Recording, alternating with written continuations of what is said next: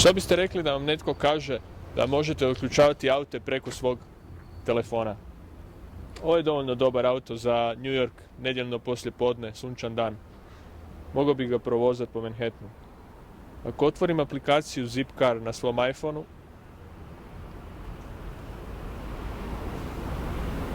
potražim ovaj auto i stisnem Reserve, rezervirao sam ga. Ako potrubi, znači da je moj.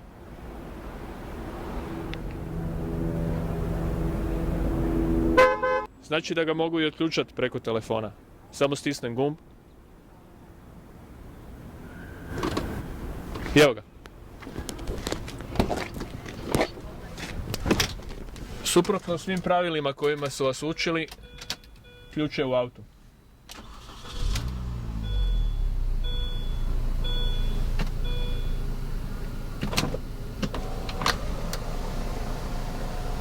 A sada razlog zašto sam uzeo baš ovaj auto.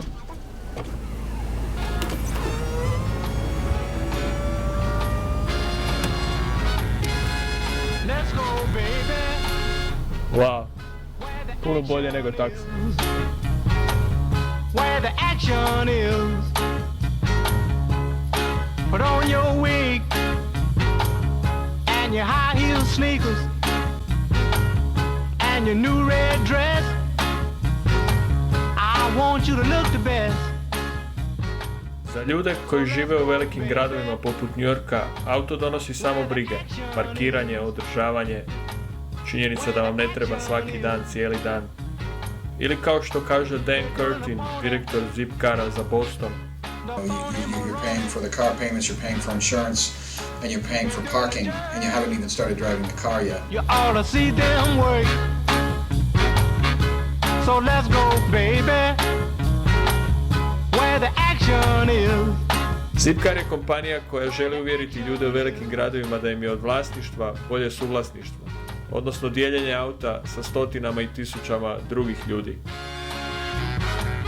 We don't mention specific city members, but worldwide we're at 325,000 right now.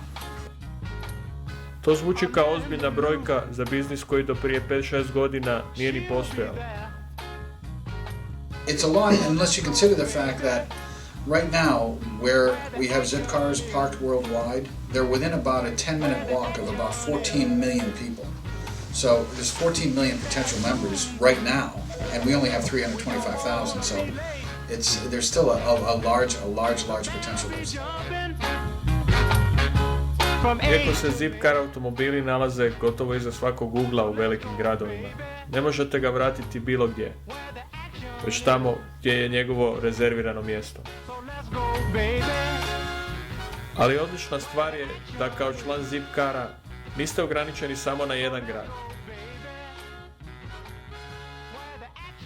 Ako se slučajno nađete u Los Angelesu i trebate auto da se odvezete do plaže, sa Zipcarom to će biti vrlo jednostavno.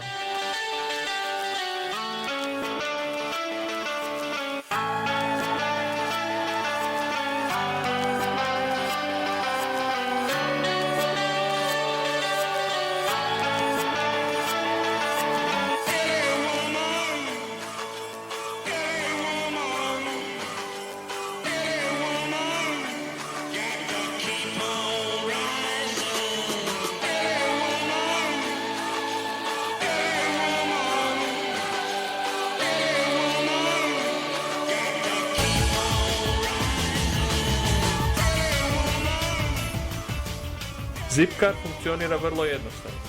Učlanite se, dobijete karticu, rezervirate aute preko interneta ili preko aplikacije na iPhoneu, otključate auto karticom ili telefonom, vozite i vratite na vrijeme. Koncept je takav da se sve čini besplatno. Benzin vas ne košta ništa, a ako se rezervoar isprazni, plaćate kreditnom karticom koja se nalazi u svakom autu. Cestarine ne koštaju ništa, jer većina auta ima uređaj za automatsku naplatu.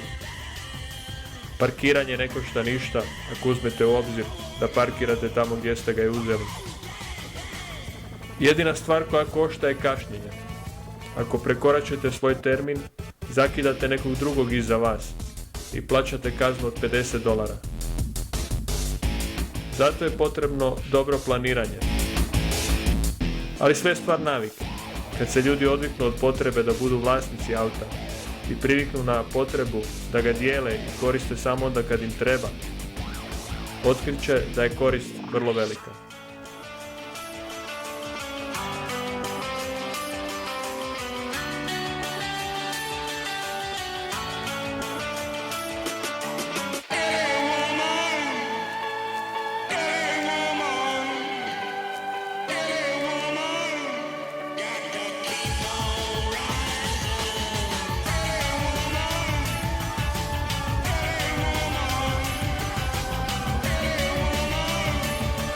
Južna Kalifornija je posebno lijepo za provozati s autom. Ovo je mjesto Oceanside između San Diega i Los Angelesa.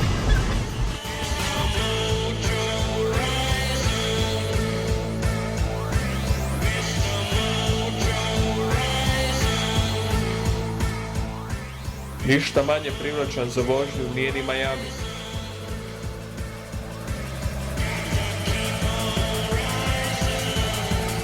Ali San Francisco.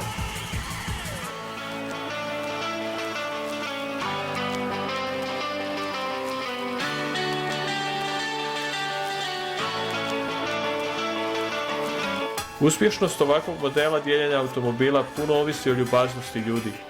Ideja može uspjeti samo ako se korisnici drže pravila o vraćanju na vrijeme, nepušenju, ostavljanju urednog automobila, prijavljivanju svakog oštećenja na autu. Čini se da se korisnici Zipcara u Americi drže svega toga. Među njima vlada osjećaj zajedništva. Zapravo ideja dijeljenja automobila logični je nastavak trenda koji je već prisutan. Ljudi dijele informacije preko Wikipedije, filmove preko YouTube-a, muziku također preko interneta, čak i svoje kuće za odmor preko modela koji je poznat kao timeshare. Jedino je pitanje što je sljedeća stvar koju ćemo dijeliti.